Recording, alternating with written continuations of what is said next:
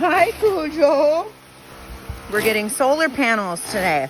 And just in time for this great hurricane season. No brinque. No brinque. You're muddy. No brinque. This dog's going to jump all over me. I already know it. No. No brinque. Want this? I'm going to eat this. And give him the rest so he doesn't jump on me. And I'm going to sit right here on my little swing with all the... Oh! The spider webs everywhere. Good morning. Okay, no more spider webs. Hopefully. Ooh, it's cold on me. Okay, up they go. So, look at these pretty flowers that my dad has. Those are called monkey tails. And then look at that pretty pink one. Isn't that gorgeous right there? Super pretty. Anyways, so this morning, I was gonna, obviously just regular meditate, but then I got like a little bit sidetracked. And was watching about the Maui fires.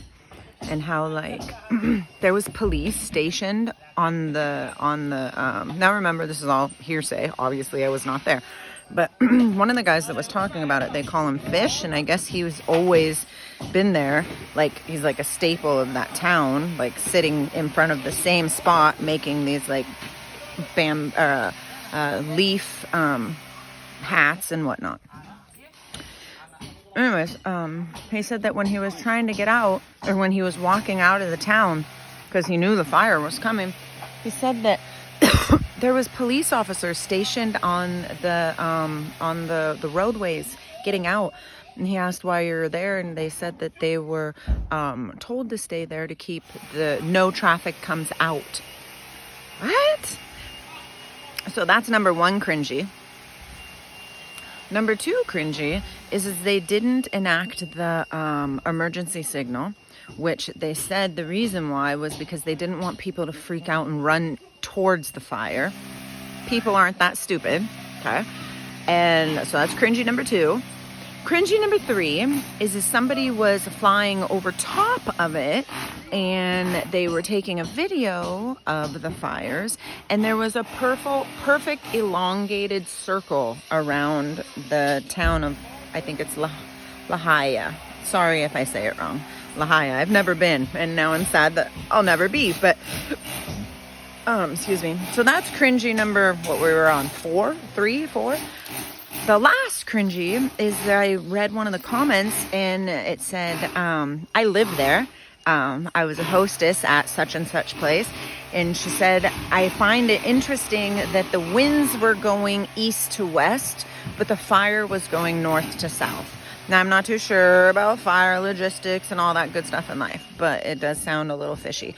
Or that the schools told the kids that there was no school the next day, so they all stayed home. It's really like somebody knew a little something. Or how about all the billionaires' houses? None of them got hurt. And there was a couple real close by to all that, and none of those got damaged.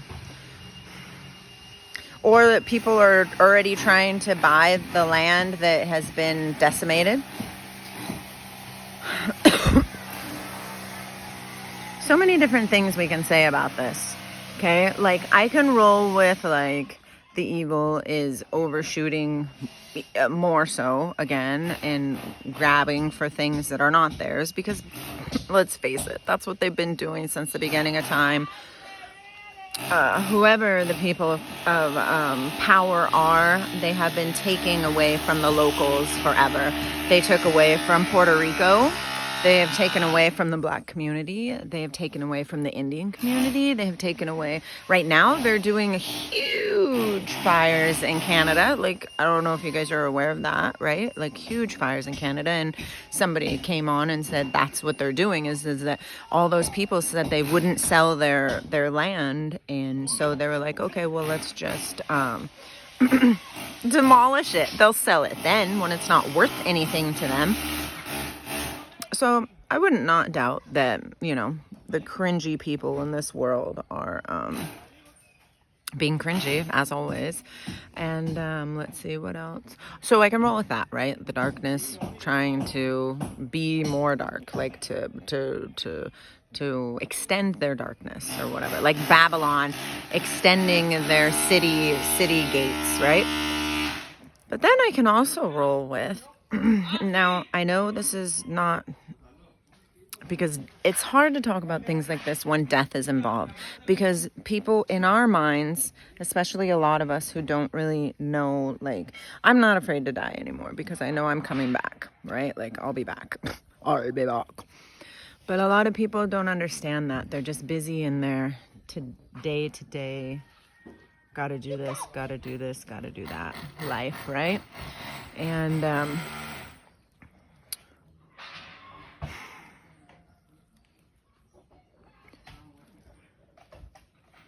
the Bible, it says that 10,000 will fall on your right hand and 10,000 will fall on your left. That you'll be up on the rooftop and you won't even be able to grab anything when the end is near. I know the end is near. I've been saying this for the last 3 years.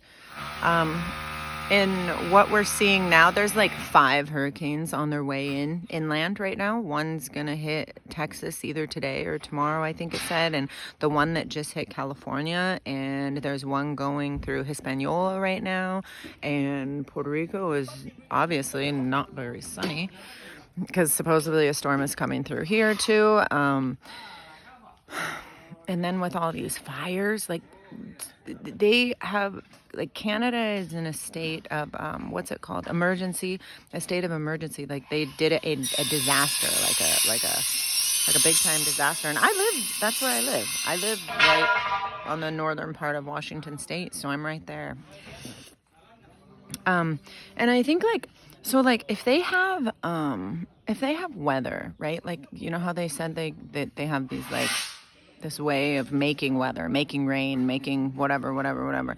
I feel like if they can do that, why couldn't they make rain on top of the fires? I mean, right? Doesn't that make sense? If they can do it, I mean, right? I don't know. But I do know that we are in the very beginning of Revelations, Book of Revelations, and don't think of it as like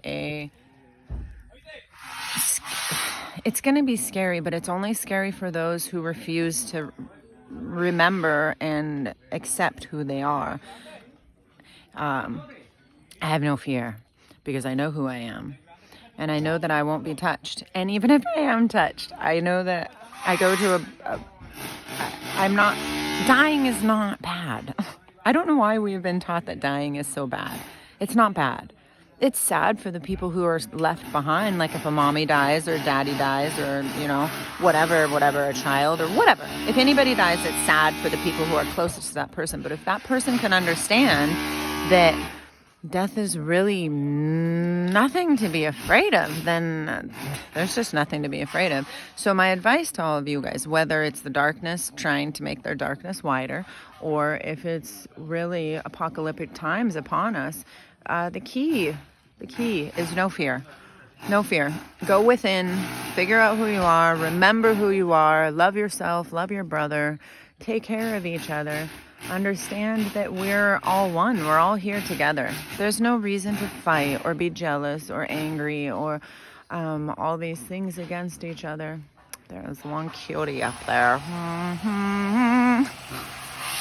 Stop it, you worldly hussy. Just kidding. Here comes my papa. He's excited. He's been waiting for a while. Are you excited, Dad? Woohoo! Just in time for the big hurricane season, too.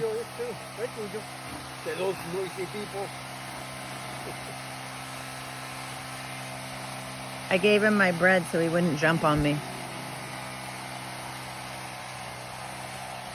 So, right, Dad, what do you think? Apocalyptic times upon us right now? Give me your little take. Welcome into my video, sir. What do you think is going on in the world today? Do you think that it's the Bible playing out? And what do we do to help this? Don't be shy. Don't be shy, Dad. He had so many wonderful things to say in the kitchen, I swear. And now he's like,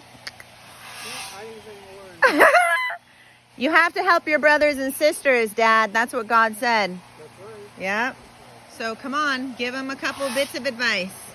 What would be your main advice?